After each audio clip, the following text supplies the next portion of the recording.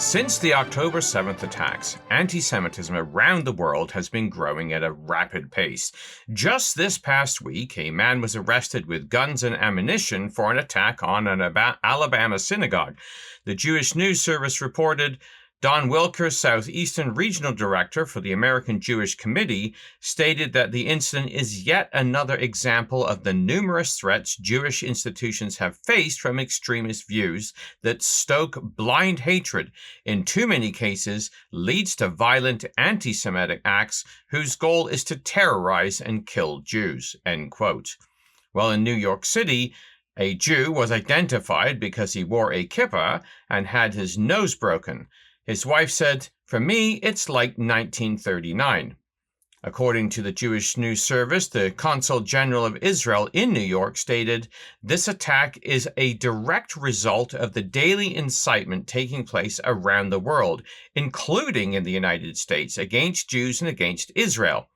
Lies, verbal violence, calls for another October 7th massacre, and the unrestricted spread of blood libels, such as the false Gaza narrative, influence many people, some of whom do not hesitate to commit physical acts," end quote. In Israel, one of the terrorists Israel was forced to release as part of the deal was rearrested. Eretz Sheva reported special forces from the Judea District, Border Police Yassam units from the Judea and Samaria District, and Border Police Canine units from Jerusalem on Wednesday night arrested a terrorist in Bethlehem, thwarting a terror attack planned for Saturday. The terrorist in question was recently released as part of the hostage deal, in which Israel released convicted killers in exchange for a mostly civilian group of hostages. Now, the terrorist has been rearrested on suspicion of resuming the manufacturing of explosive devices and planning on carrying out a terror attack at Rachel's tomb on Saturday, end quote. Well, another Jewish man was attacked and robbed on his way home from synagogue in Los Angeles. A car did a U-turn after noticing the man wore a kippah, and the armed occupants of the car exited the vehicle and robbed the victim. In an interview with the JNS, Christian actress Patricia Heaton, founder of the October 7th Coalition, stated, "Many city officials have looked the other way as the protesters regularly call for global intifada. They chant from the river to the sea, and their rhetoric is becoming increasingly anti-Semitic. Jewish restaurants and businesses have been vandalized. Jews have been harassed and even killed. These are all warning signs we saw before World War II in Germany. We should all be alarmed," Heaton said, end quote. Reflecting on the growth of anti-Semitism around the world, author Shira Lankin-Sheps, in an article entitled Yom HaAliyah, The Call to Move to Israel, stated the following. "My concern is that many Jews are likely to come to Israel relatively soon because their worlds have shifted around them, not because they plan to leave, but because their circumstances have begun to move. Sometimes Aliyah begins with longing, sometimes with necessity. Leaving their places of birth because it's become untenable, unsafe, problematic to be Jewish, unaccepted at school, at work, in public.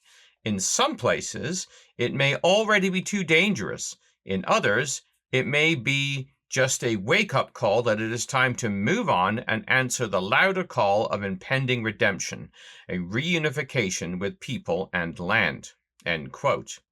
Well, another author, Macy Hall, wrote in the Times of Israel, "I will be the first to admit that before the war began, I didn't feel a deep pull towards Israel. As I think of it now, it's clear that it's become an intrinsic part of my soul, my neshama. 2 years of hatred, online, and abusive comments took Israel from being little more than a country I visited to a safe haven. Considering making Aliyah has become like second nature to me. To say those words now, with ceasefire in place and all living hostages home, feels a lot easier. But there have been true throughout the war, not only towards the end of it. That's an unsavory truth that many British Jews have had to face. A country at war has often felt safer than the one we grew up in. I don't think I know a single Jewish person who hasn't experienced anti-Semitism in the past 2 years, from online to our major cities and even our university campus. It has become inescapable. Synagogues are being attacked and vandalized. Jewish schools and nurseries require security, and students are left feeling unsafe on campuses. End quote. Well, that's the story in Britain, but the same is true in Australia. This change of attitude was brought out by Jewish Australian Michael Genscher, Executive Director of Stand With Us Australia, in a July article in the Times of Israel under the headline, Pulled by Purpose, Pushed by Hate, the Changing Narrative of Aliyah, where he stated, for decades, the narrative of Aliyah, Jewish immigration to Israel, was rooted in hope. It was the Zionist dream, a pull towards purpose, continuity, and peoplehood, a story of identity and rebirth, not retreat.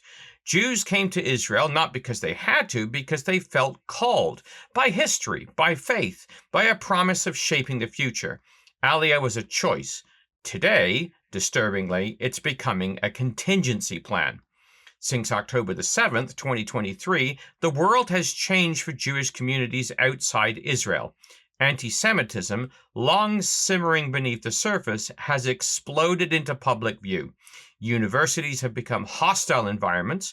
Jewish students are heckled. Lecturers cheer on genocidal slogans, and protests bleed into threats of vandalism.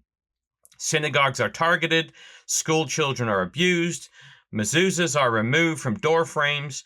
Magen David hidden deep beneath clothing. Even in liberal democracies that once held up pluralism as a point of pride, the message to Jews is becoming clear. Your belonging is conditional. Well, he continues later on in the article. The shift from pull to push in the Aliyah narrative is not just emotional, it's measurable. The Jewish Agency and Nefesh B'Nefesh report record record-breaking inquiries from Western countries, particularly France and North America, and here in Australia, where Aliyah was once the rare choice of the deeply religious or passionately ideological, we are seeing a clear rise in inquiries, conversations, and serious planning. Families are speaking with the Israeli consulate. People are attending Aliyah seminars. The thought process has changed. In all these places, the shift is not being pulled by Zionism, but pushed by anti-Semitism. He concludes his article stating, Israel was never meant to be merely a shelter from the storm. It was meant to be a sun breaking through the clouds, a lighthouse, not a lifeboat. Yet increasingly, we're seeing it recast as the final refuge when all other doors close. Of course, Israel must always be a refuge, he says. That is its moral and historical imperative. But Jews must never be made to feel that they belong only in Israel because they are being pushed out of everywhere else. That was the world of 1939. Well, God brought his people out of Egypt when he constituted them a nation. And we read this back in Exodus chapter 19, verses 46. You have seen what I did to the Egyptians and how I bare you on eagle's wings and brought you to myself. Now, therefore, if you will obey my voice indeed and keep my covenant, then ye shall be to me a peculiar treasure, even above all people, for all the earth is mine. And you shall be unto me a kingdom of priests and an holy nation. These are the words which thou shalt speak to the children of Israel. And after the diaspora of AD 70, the Jews were scattered all over the world. Their existence would be tenuous as best, as Moses prophesied in Deuteronomy chapter 28. We read there in verses 64 to 67, the Lord shall scatter thee among all people from one end of the earth even to the other, and there thou shalt serve other gods which neither thou nor thy fathers have known, even wood and stone. And among these nations thou shalt find no ease, neither shall the sole of thy foot have rest, but the Lord shall give thee there a trembling heart and failing of eyes and sorrow of mind. and thy life shall hang in doubt before thee. Thou shalt fear day and night, and shalt have none assurance of thy life. In the morning thou shalt say, Would God it were even! And at even thou shalt say, Would God it were morning! For the fear of thine heart wherewith thou shalt fear, and for the sight of thine eyes which thou shalt see. However, in the latter years, God would redeem his people a second time, as we read in Isaiah 11, verses 11 to 12.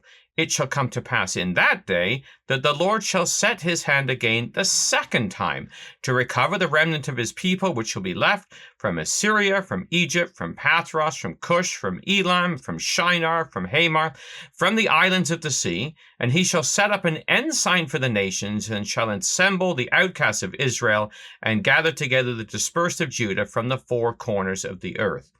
And it has been God working to bring Israel back the second time. He is actively recovering the remnant of his people, meaning to acquire, to buy, to redeem. And he's been assembling them, meaning to gather or receive or gather in or collect. God is actively at work through the angels to bring his people back today, like he did when they came out of Egypt.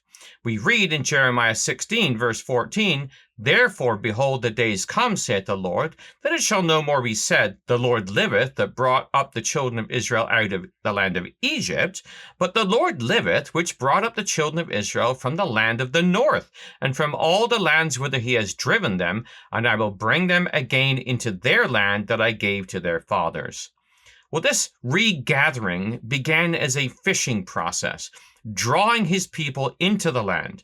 The age of persuasion came first, as Jeremiah illustrates in Jeremiah 16, verse 16, the next verse. Behold, I will send for many fishers, saith the Lord, and they shall fish them. The imagery used here is one of gathering together. Isaiah likens it to returning populations of doves coming back to their roots in chapter 60, verses 8 to 11. Who are these that fly as a cloud, as the doves to their windows? Surely the isle shall wait for me, the ships of Tarshish first, to bring thy sons from far, their silver and their gold with them, unto the name of the Lord thy God, to the Holy One of Israel, because he hath glorified thee. The sons of the strangers shall build up thy walls, their kings shall minister unto thee.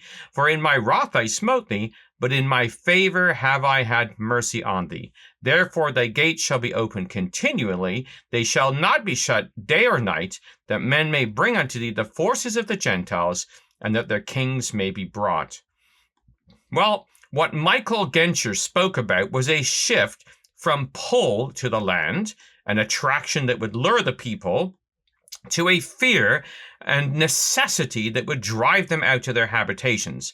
And that's what Jeremiah states when he continues in this second phase. He said, I will send many fishers, saith the Lord, they shall fish them. That's the first phase. That is the pulling. And then he states, and after I will send many hunters, and they shall hunt them from every mountain, from every hill, from the holes of the rocks. For mine eyes are upon all their ways. They are not hid from my face, neither is their iniquity hid from mine eyes. And that's Jeremiah 16, verses 16 to 17. Well, Jeremy Gimple spoke about this at an emergency Aliyah conference in Jerusalem back in May 2024. He spoke of the change from Jews being attracted to come to Israel to being driven there, citing this very verse. And this is the imagery of the diaspora, hidden in the mountains, hills, holes of the rocks. Interestingly, this was the situation when the Philistines invaded the land during the time of King Saul. We read in 1 Samuel 13, verse 6, when the men of Israel saw that they were in a strait, for the people were distressed, then the people did hide themselves in caves, in thickets, in rocks, in high places, in pits. And some of the Hebrews went over Jordan to the land of Gad and Gilead. As for Saul, he was yet in Gilgal, and all the people followed him trembling. Well, the hostility of Gentiles to the Jews is nothing new. For generations since the Diaspora, Jews have found safe places to hide themselves throughout the world. Lately in Australia, Canada, Britain, and the USA, and many other places. They were largely driven from Europe as a result of the Holocaust, although few remain there. The Jewish Australian Michael Genscher, cited earlier, and many Jews today have a faith in humanity that is scripturally unfounded. God put division between his people and the world right at the beginning of time. In Genesis 3:15, he said, I will put enmity between thee and the woman, between thy seed and her seed. It shall bruise thy head, and thou shalt bruise his heel. This would turn into two groups of people, those who were of the serpent and those who were of the woman, and they would be in hostility. God then separated his people out of the Gentiles when he called out Abraham, as Peter later points out. In Acts chapter 15, verse 14, Simeon hath declared how God at first did visit the Gentiles to take out of them a people for his name. Well, they have remained God's witnesses, as God told them in Isaiah chapter 43, verse 10. You are my witnesses, saith the Lord, and my servant whom I have chosen, that ye may know and believe me, and understand that I am he. Before me there was no God formed, neither shall there be after me. Well, the world hates the Jews because God chose them to carry his name. They have for a while been able to hide in caves and in thickets and in rocks and in high places and in pits of the Western world. But the time is drawing to a close when this is possible. The latent anti-Semitism that festers under the surface of militant Islam and Christian replacement theology is rearing its ugly head all over the world. God warns his people not to put their trust in humanity. He says, put not your trust in princes, nor in the Son of Man, in whom there is no hope. His breath goes forth. He returns to his earth. In that very day his thoughts perish. Psalm 146, verses 3 to 4. The reason is clearly given in Jeremiah 17. Contrary to popular humanistic belief, man is not basically good. Rather, evil is inherent in all mankind. We read in verses 9 and 10, the heart is deceitful above all things and desperately wicked. Who can know it? I, the Lord, search the heart. I try the reins, even to give every man according to his ways and according to the fruit of his doings.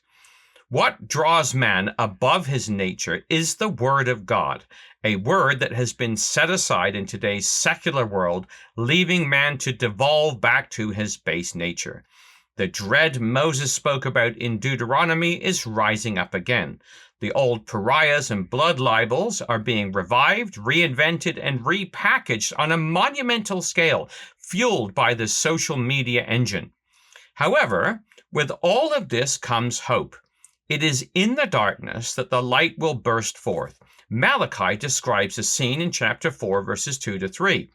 Unto you that fear my name shall the Son of Righteousness arise with healing in his wings or in his beams.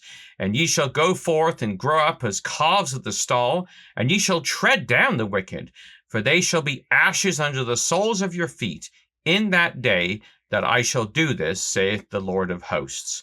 Israel will be regathered to their land, whether pulled by hope or pushed by fear. They will be extracted from the caves, thickets, rocks, high places, pits where they currently hide themselves. They will be brought to the land once again, and there God will send his Son, their Messiah, to deliver them and redeem them and to breathe spiritual life back into them. When looking over the valley of dry bones, Ezekiel saw them being gathered together again, reconstituted into a nation, and the final stage restored to life at his command. In chapter 37, verse 10, so I prophesied as he commanded me, and breath came into them, and they lived and stood upon their feet an exceeding great army.